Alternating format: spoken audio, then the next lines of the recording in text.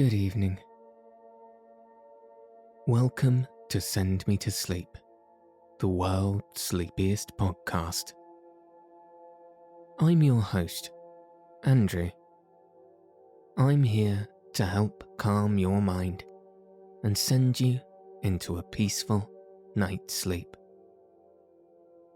Tonight, I'll be reading chapters 9 and 10 of The Shadow Witch by Gertrude Crownfield. So let your eyes fall heavy and your breath soften as we settle in for a peaceful night's sleep.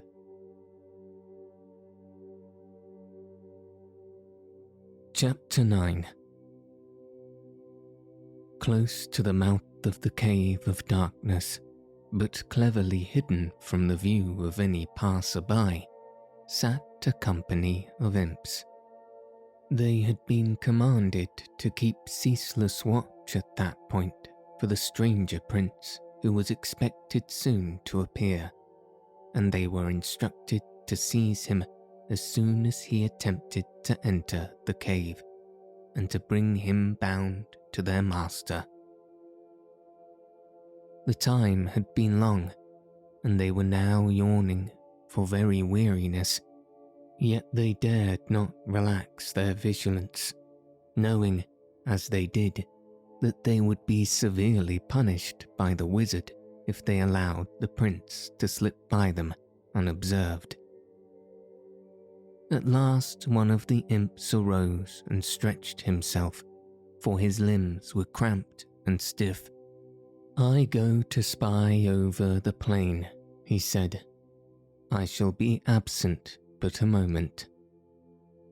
His companions nodded indifferently, and he strolled slowly towards the entrance of the cavern. All at once he stopped, transfixed with surprise, for at the cave mouth he saw for a single instant a richly glowing figure standing, one who could be no other than the strange prince, he for whom they waited. Scarcely had he seen it, however, than it disappeared. He rushed back to his fellows. "The prince is here," he whispered hoarsely. "I saw him at the cave mouth. To be sure he has vanished, but I know he is close by." The imps started to their feet and stood ready, the ropes of darkness with which they were to bind the prince clutched firmly in their hands.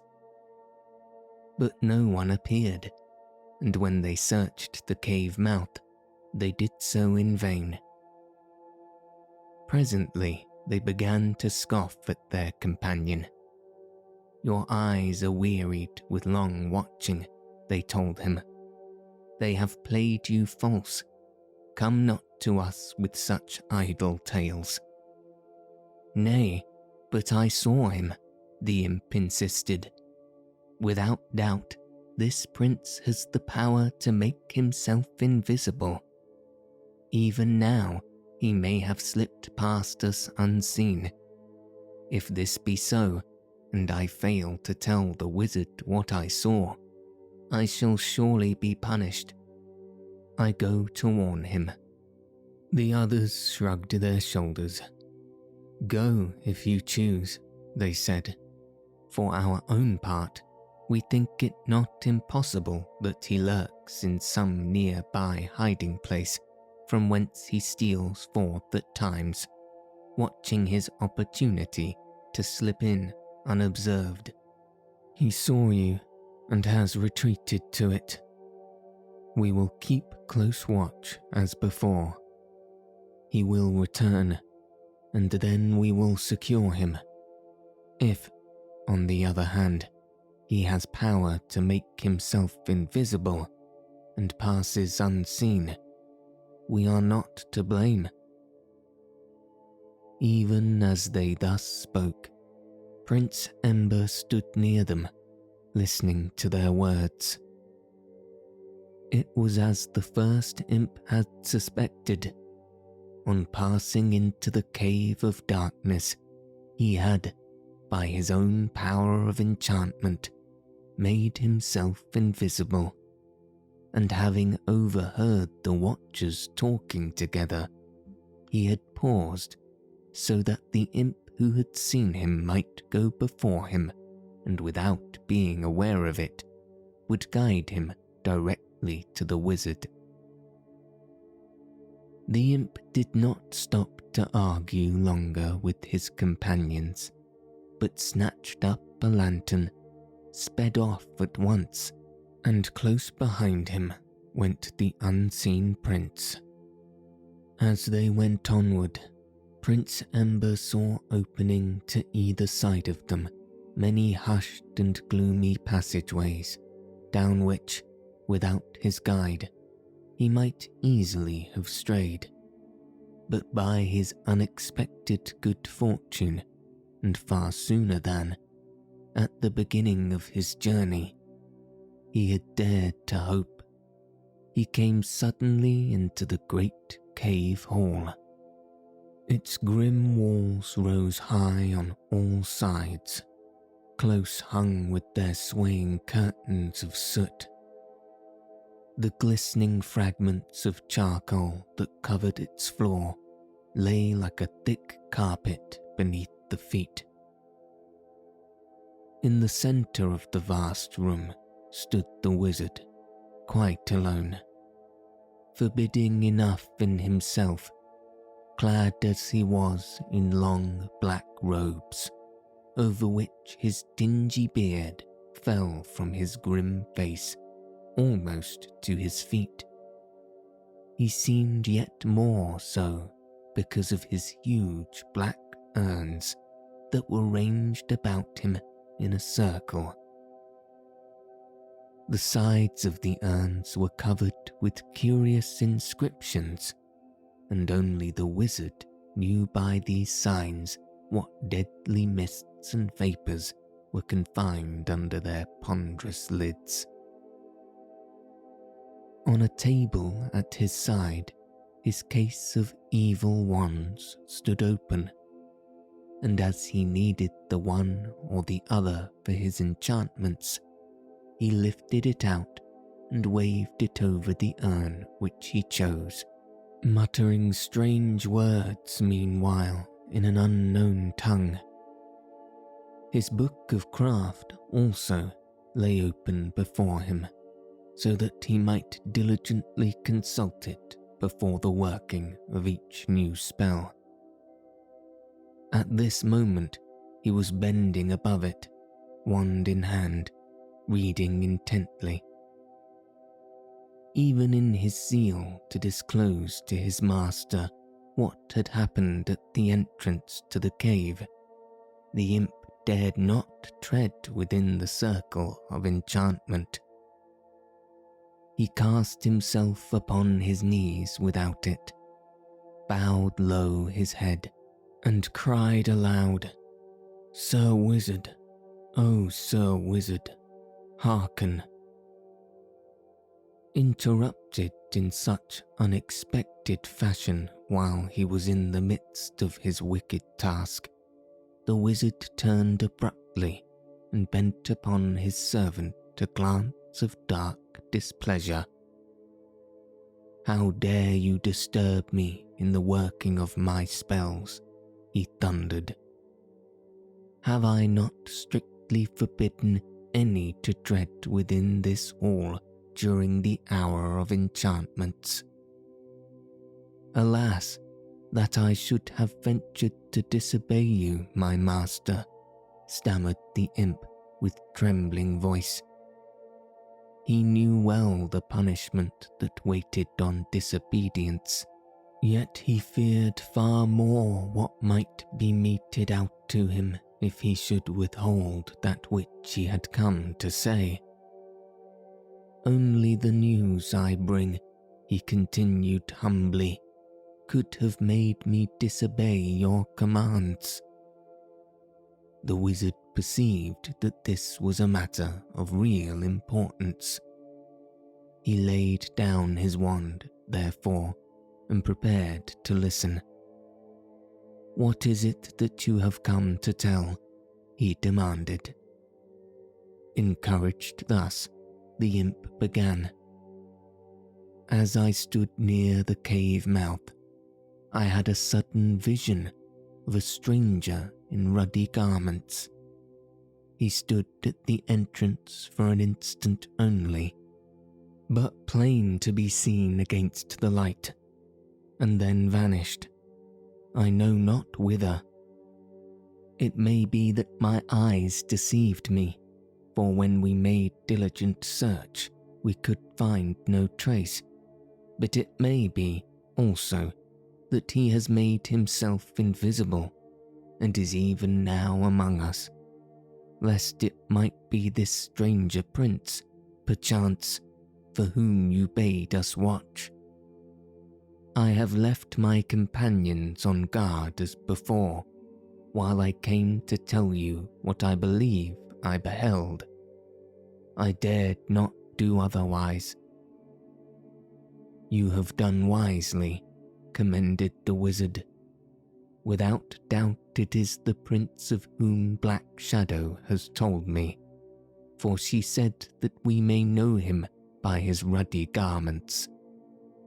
Whether or not he has made himself invisible, he shall not escape me.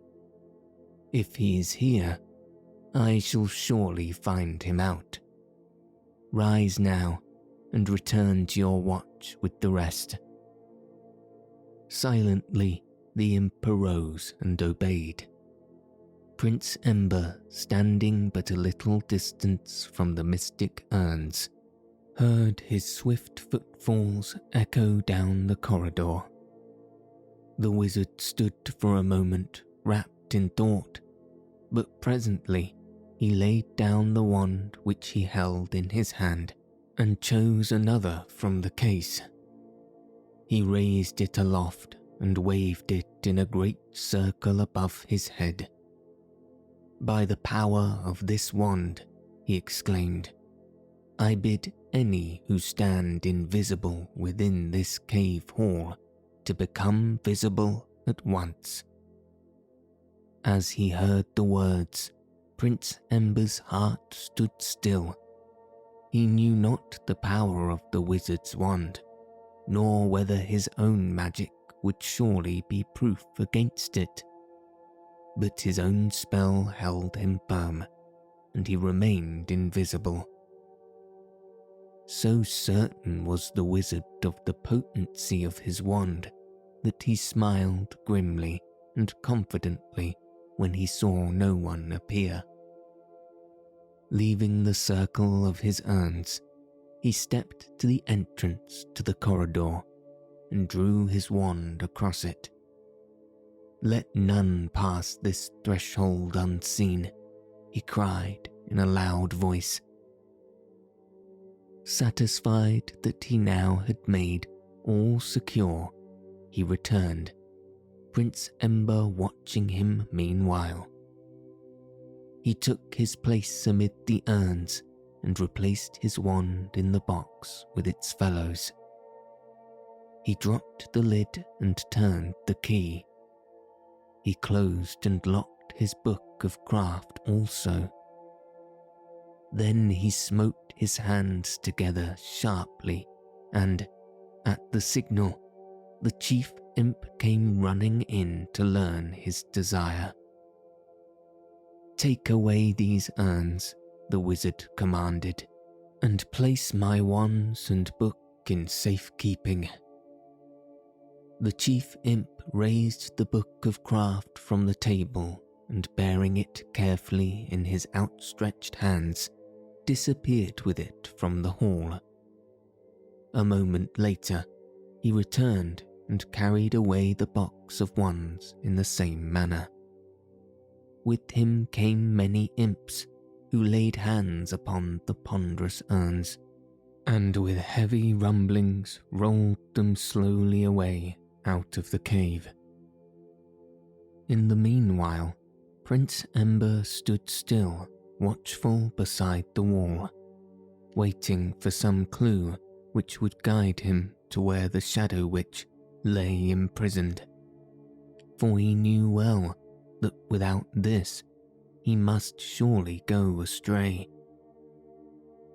He had not long to wait, for when presently the imps came flocking back to the cave hall, as they were always free to do when the hour of enchantment was done, the wizard gave a sign to his lantern bearers. "I go to visit my sister, the Shadow Witch," he said. Immediately they snatched up their lights and stood ready. The wizard crossed the farther end of the cave hall and touched the wall with his wand. Prince Ember saw the wall part instantly in twain, revealing the dim corridor beyond it. The imps plunged quickly into holding aloft their flickering lanterns that gave out but a feeble light in the gloom. The wizard strode after them, and at his very side stole the prince, overjoyed at this sudden and unexpected opportunity. The wizard paused and touched the wall again, and it closed soundlessly behind them. Then they went forward. Deep and yet deeper, into the very heart of the cave they penetrated, following its dark and winding ways. The prince observed each turn closely, so that when he should return, bringing with him the Shadow Witch, he might find his way out without error. At length they reached the wall that barred her dungeon, and the wizard struck upon it as he had the others. It yawned apart in its turn, and with such impetuous zeal did Prince Ember hasten towards the opening that he entered before the rest sombre prison that lay within. In the first moment he saw nothing, but as the imps pressed into the room and ranged themselves along the walls, he was enabled, by the light of their glimmering lanterns, to descry a dim, bowed figure seated there. It was the Shadow Witch. Her face was buried in her delicate hands. Her long black hair hung loose over her drooped shoulders and grey garments, and fell in messes upon the ground. Plunged as she was in deep despair, even the opening of the wall had failed as yet to make her sensible of the coming of her brother and his servants. Beholding her thus, Prince Ember was stirred to deepest pity, and his heart burned to speak some instant word of comfort. With a powerful effort he restrained himself, for to betray his presence to the wizard now would be to encounter he knew not what evil power, to endanger his chance of delivering her whom he had come to save. That which so moved the heart of the prince to compassion awoke only malicious delight in the wizard's breast. "Ah, my sister," he said mockingly, drawing near to her, "I find you less confident today than when we last met. Hope fades, I see." His voice aroused her. She lifted her head and raised herself slowly to her feet, and as she turned herself towards the wizard, Prince Ember beheld her face for the first time. He looked upon its wondrous beauty. He saw upon it the mark of the pain that she had endured. He gazed into the splendour of her great dark eyes, and love for her rose within him like a flood, a love so warm, so strong that he knew instantly and for a certainty that in her he had found his true princess, she whom he could not choose but love with his whole heart. Thrilled with joy because of it, he waited for her voice. Silvery calm it fell upon his ears as she answered the wizard. Though hope may seem to fade for a moment, brother, it rises fast and soon. For there it is that within my breast that tells me that you cannot always hold me thus. She would have given much had the wizard not found her sunken in despair. But since he had done so, she was determined that she should not guess how deep that despair had been. The wizard smiled contemptuously at her words and added taunt to taunt. I'll tell you, perchance, of that prince, then, who lingers near the cave mouth, seeking entrance, in the belief, no doubt, that he can succeed in snatching you from this prison and from my power. But let him not deceive himself. My guards are many and watchful. My friends without are strong and clever. He will never be able to escape all of these, try how he may. The Shadow Witch started violently at such unexpected words. The help that she had yearned for had come. Prince Radiance, to whom she had been so true a friend, had not forsaken her in her need. That hope, of which she had boasted, and which had so nearly faded from her, sprang again to fullness of life. She threw up her arms in uncontrollable rejoicing, and her voice rang sweet and high and clear as she exclaimed, "Ah, he has come at last, the good Prince Radiance. He has not failed me. Think not that your guards can stay him. Think not that your evil friends are able to destroy him. He has conquered them once, he will conquer them again. Already you yourself have felt his mystic power. You shall feel it once more, my brother, when he returns. I have done well to hope." "Nay, not so fast," the wizard flung at her scornfully.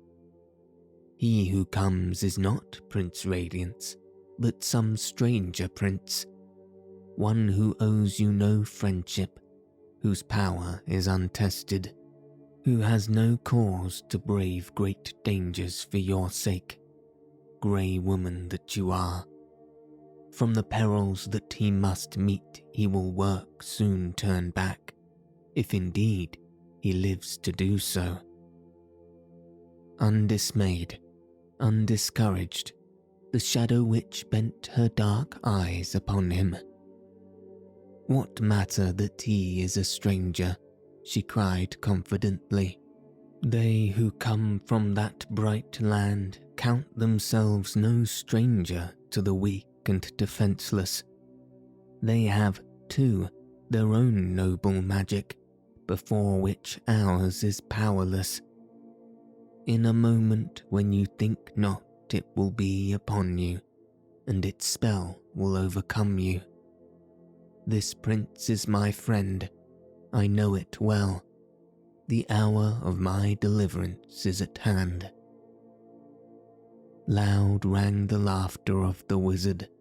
Harsh and vibrant it filled all the room and echoed back from the gloomy walls. "Think you I would tell you of this prince, did I not know that he cannot reach you? Far hid from him you are, my sister," he triumphed. "So deep within this cave, and behind such walls as he can never penetrate, whatever be his magic. The secret that unblocks your dungeon lies with me only, and with those to whom I choose to entrust it. The spell that holds it fast is the all-potent spell of the wizard of the cave. Proudly and boastfully he spoke, but all that he might say had no power to dim the hope and confidence of his sister. She deigned him no reply, but by her bearing he knew that she feared him not at all. "When I come again," he jeered at her, "I will bring you further news of this good prince, and how his adventure fares. It will give you food for thought, perchance, as you sit here in your darkness." "It will indeed sustain me, brother," she replied. Prince Ember, near to her, though unseen, listened to her dauntless words, loved her yet more for her high courage and for her sorrowful beauty. Still smiling scornfully, the wizard turned away. The imps, knowing that he was now ready to depart, raised their lanterns. Their master touched the wall, it opened wide, and in an instant master and slaves were gone, and the walls met silently and grimly together behind them. Beyond its barrier, their retreating footsteps grew fainter and yet fainter, until soon they could no longer be heard. Alone, as she believed herself now to be, in the imprisoning darkness, the Shadow Witch let fall her head and sighed deeply. "Ah, that the time may not be long," she murmured. "Ah, that this prince might hasten his coming, for I am very weary, even though I hope." Then, from the darkness near her, came a voice. "Princess of the Shadows," it breathed. "I, Prince Ember, am here." At the words, her heart leapt within her breast. She raised her head quickly, thinking to pierce the blackness that surrounded her and behold the one who spoke. As she did so, the gloom melted, and in its place, a soft, warm glow flooded all her prison. By its rich light, she saw before her a glorious figure, clad all in deep rose. Prince Ember, freed from his disguise. The radiant brightness of his ruddy garments made warmth and light about him. His eyes, ardent and glowing, were bent upon her, filled with a tenderness of sympathy and compassion, with a fullness of love that struck to her soul. His hands were stretched to her, his spirit drew her. A cry of wonder broke from the lips of the Shadow Witch. With her large eyes fixed upon him, sorrow fled from her face, and in its stead came joy where joy had never dwelt before. How had he come to her, she asked herself, to her in this prison dark? How had he pierced the thickness of those cruel walls? Why should his eyes rest in love upon her, the grey Shadow Witch? And yet it was true, he was there, the glorious prince, come to save her. Her face dropped suddenly to her quivering hands, lest it should betray to him too plainly how her heart went out to him in love and gratitude. Radiance, that first bright prince, had awakened her to the keenest longings for a nobler life, a truer magic. But he who stood before her now gave this and more, gave love, brought happiness. The prince came nearer till he was close beside her, and as he did so, her cheek, till now so pale, flushed to a crimson glory against the dusky splendour of her hair. Gently he drew away her shielding hands and looked into her loving face, bright as none but he had ever seen it. Gently he raised her drooping head and looked into the sweetness of her eyes. "Dear Shadow Witch," he whispered tenderly, "come, come with me, and leave behind forever the darkness of this evil place." Low was her voice, and soft as she made answer, "Happy, thrice happy am I, Prince Ember, that I may leave with you."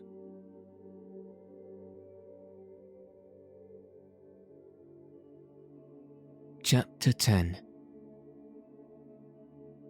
When the wizard parted from his sister, he believed that she was hopeless in his power, but as he proceeded on his way, he began to recall to himself how defiantly she had bore herself at last, and with what confidence she had spoken. He remembered, too, how often she had baffled and eluded him before he had imprisoned her, and he knew that it was not entirely impossible that she might do so again. Could she but release herself from the deep darkness that surrounded her, all her own magic would return to her, and then, in spite of all his guards, she might be able, by means of one of her clever tricks, to make her way to liberty. Thinking of these things, he reached a bend in the corridor where two ways met.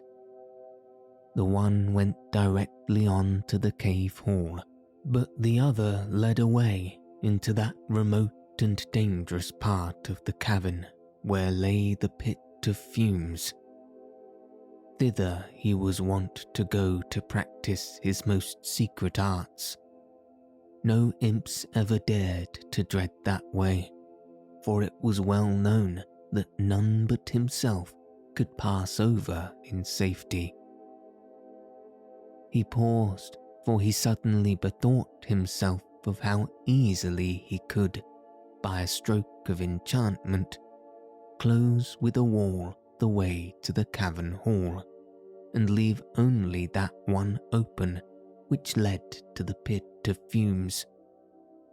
Then, if by some strange means his sister should contrive to escape from her dungeon, she would unsuspectingly go to the pit of fumes.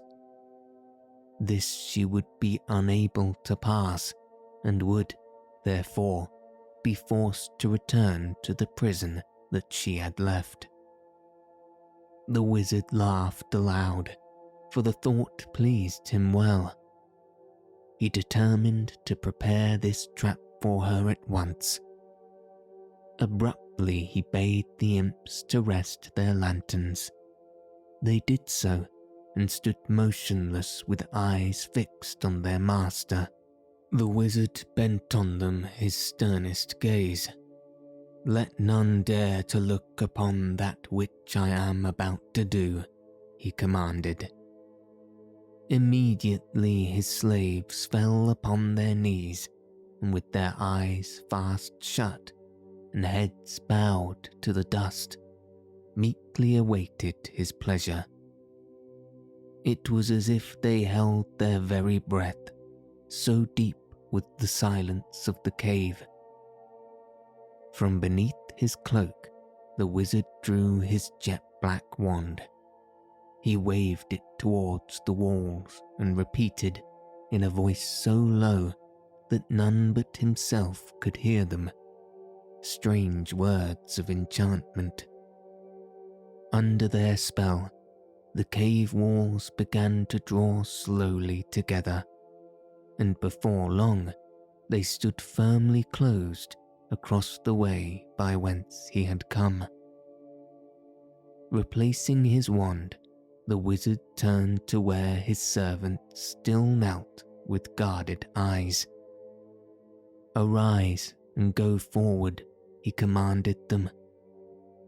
With one accord they sprang to their feet, and without one glance behind to discover what their master had done, they went rapidly ahead of him. While the wizard departed in content, Prince Ember made ready to open the dungeon of the Shadow Witch, so that she might go free. With her at his side, he stood before the thick wall that barred the way to the corridor.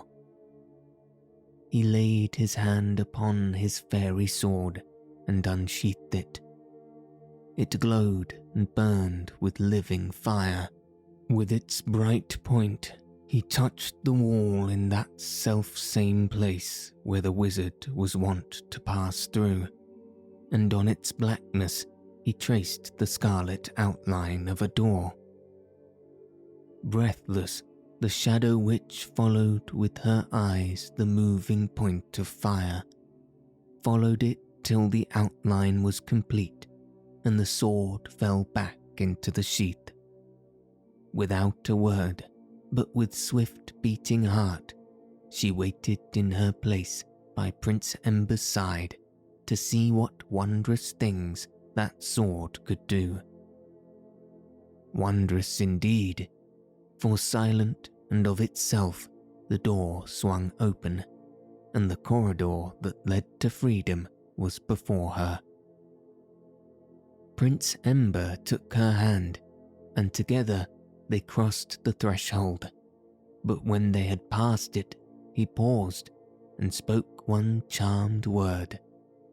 As silently as it had opened, the door closed behind them at its creator's command, and its outlines vanished, leaving the wall the grim, unbroken barrier that it had been before. "Ah, my good prince," whispered the Shadow Witch, looking up, "what magic is yours?" He spoke no word in answer, but raised her hand to his lips and kissed it. Then they began their journey along the winding of the corridor, that stretched away and away into a gloom that seemed to have no end. Yet the place where they trod was bright about them, made so by the ruddy glow which streamed from the figure of Prince Ember. In the warmth and cheer of it, the Shadow Witch glided happily, and as they left her prison farther and farther behind, she became more and more her former self, and again felt stirring to life within her the old-time power of magic of which she had been so long deprived. They came at length to the wall which the wizard had set to mislead his sister. Seeing nothing to arouse their suspicions, they went straight on. After travelling for some distance, however, Prince Ember all at once became aware that it was not the way over which he had gone with the wizard and his servants. He stopped and began to look sharply about him. On every hand it was unfamiliar to him. The Shadow Witch saw that he was troubled, but she could not guess the reason. "What is it?" she asked anxiously. "When we left the prison," he answered, "we took the way by which I had come to you. There was no other. But now it is not the same.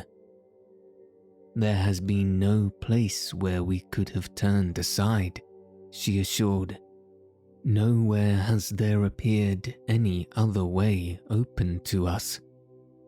And yet we have gone astray, the prince insisted. There can be no doubt of it. All that I see now, I have never seen before. You are sure of it? Asked his companion. I am sure of it. The eyes of the Shadow Witch flashed with sudden understanding. It is the enchantment of my brother, she declared. Lest, perhaps, I should escape him, he has closed the true way and left this open as a trap for me. Be sure that it leads not to the cave hall, except through dangers into which he believes that I will not dare to venture. Be these dangers what they may, replied Prince Ember, I will, by my good magic, overcome them all. And now, since there is no way but this, let us go upon it without tarrying. Indeed, we cannot choose but to take it, agreed the Shadow Witch. They resumed their journey, therefore, and now, though the way behind them had been gloomy, that which stretched before them grew more and more so. Yet the darker it became about them, the brighter was the glow that streamed from Prince Ember, and the more surely was the Shadow Witch sustained and cheered thereby. After a while, they saw that they were approaching an open space which was wrapped in thick darkness. Beyond it, their eyes could not penetrate, but in the midst they beheld shapes like wreaths of vapour arising from below. The Shadow Witch turned pale and caught Prince Ember by the arm to draw him back. Go no farther, she cried in warning. Go no farther, I beg of you. Yonder is certain destruction for us both. It is the pit of fumes. Those dread and yellow misty carry poison in their breath. Though that be so, yet I must conquer them, for behind us lies your prison, the prince replied to her. To it we must not return. Never shall you risk such danger for my sake, the Shadow Witch answered firmly. Better an endless prison for me than such dreadful peril for you. I speak of what I know. None but my brother has ever dared to enter yonder place. You shall not go. And when this place is past, demanded the prince, what lies beyond? What matters it what lies beyond, when destruction lies between? She murmured sadly. Were the way ever so open when the pit is past, it is closed to us who stands upon this side. What lies beyond? Demanded he again. Answer me truly, for I must know. Then the Shadow Witch knew that she must tell him. She covered her face with her hands, and her tears fell fast. For a moment she could not speak. Prince Ember dried her tears with a tender hand. What lies beyond? He insisted gently. The Shadow Witch clung to him desperately. The way to the cave hall, she admitted. But, oh, I cannot let you venture where the pit lies. No, no. Many times have I heard my brother boast to his neighbours that none but himself can draw nigh to it. Listen, dear Shadow Witch, said the prince consolingly. "Yonder is a place of terror, in very truth, yet we shall pass in safety. In spite of that, there is good magic which can put to naught even this evil pit of your brothers. Look, I will show you." He thrust his hand into his breast and took out a small, round box which was hidden there. "This is the gift of him who is oldest and wisest in all the kingdom of the fire," he told her. "When he gave it, he assured me that when the dangers of the way were greatest, when the way itself seemed closed beyond all hope, that this which my box contains will conquer the danger and make the road to safety plain." Opening the box, he took out the piece of charcoal that lay within. "Stay you here," he bade, "until I have prepared the way." But she was not willing that he should go without her. "Whatever comes, we meet it side by side," she declared. Nothing that he could say would persuade her to do otherwise, and so at last he consented. But as they drew nearer to the pit, the noisome odour of its fumes swept towards her and overcame her. Her face grew pale, and she began to sink to the ground. The prince knew that in spite of her courage, she could endure no more. He led her back a little way and forced her gently to rest upon a jutting of the wall. There he left her, weak and trembling, to await his return. Stronger arose the breath of the pit, and yet more deadly grew its fumes as the prince drew near it. But he was undismayed. Straight towards the yellow mist he went, and in his hand was the gift of the Wise One.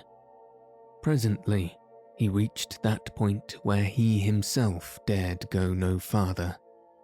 The choking vapours floated round him, but the pit itself, yawning wide and terrible, was still some distance from where he stood. Now he must trust to the strength of his arm, to the sureness of his aim. He drew himself to his full height. He threw back his arm and hurled the magic charcoal straight to its mark. "Descend into this pit," he cried as it left his hand. "Descend and make this evil place to exhale no more." Like an arrow it sped, into the very heart of the pit it fell, and then were the Wise One's words fulfilled. Like surly slaves, obeying unwillingly, the yellow mists sank back into the pit, lower and lower, till they were seen no more, and with them went their noisome breath, leaving the air pure and clean. As they vanished, the way which led out of this hollow chamber to the corridor beyond lay plainly visible along the very edge of the pit. Prince Ember was about to go and fetch the Shadow Witch from where he had left her, but he had no need. She had felt her strength come flooding back to her when the mists departed, and immediately she rose and came to him. "Why should I ever fear when you are with me?" she whispered to him. "How can I ever fail to trust your power to conquer and to save?" Away from the now vanquished pit of fumes, they hurried along a corridor as dusky and deserted as the first had been. Before they had gone far upon it, they heard the low murmuring of voices, and soon found themselves at the entrance to a low and vaulted chamber, dark like all the rest, but set about with dim lanterns and peopled with many imps busy at strange tasks. Some stood before dingy looms, weaving huge curtains of soot to replace those which covered the walls in the cave hall, when they should become worn and drop to pieces. Others sat upon blocks of charcoal and braided ropes of darkness to bind those who disobeyed the wizard's will, and though they knew that they themselves might at any time be bound by them, they durst not make them less strong than their master ordained that they should be. Over them stood the chief imp, whose business it was to see that none failed in his duty, or gossiped unduly with his neighbours, and so deeply engaged in their several tasks were one and all, that none heard the sound of approaching footsteps. No one knew that any but themselves were near, till quite by accident the chief imp raised his head and saw within the doorway of the chamber the ruddy form of Prince Ember standing, and by his side the grey shadow witch, whom all had believed to be closely guarded by the walls of her distant prison. Before the chief imp could give a command, before any other could cry out or attempt evil, the prince had drawn forth the wand from beneath his mantle and raised it. Clear and strong his voice fell on their ears, saying, "Stir not from your places, nor speak, until the hour when the feet of the Shadow Witch stand once more within the safe borders of her own land." Under Prince Ember's spell, each servant of the wizard became fixed in his place, unable to move or to utter a syllable. With staring eyes, they beheld the prince and his companion advance, and pass through their very midst, whilst they remained powerless to do so much as stretch out a hand to clutch at their garments. In their rebellious ears, the words of his enchantment were still ringing as he departed with the Shadow Witch from their sight.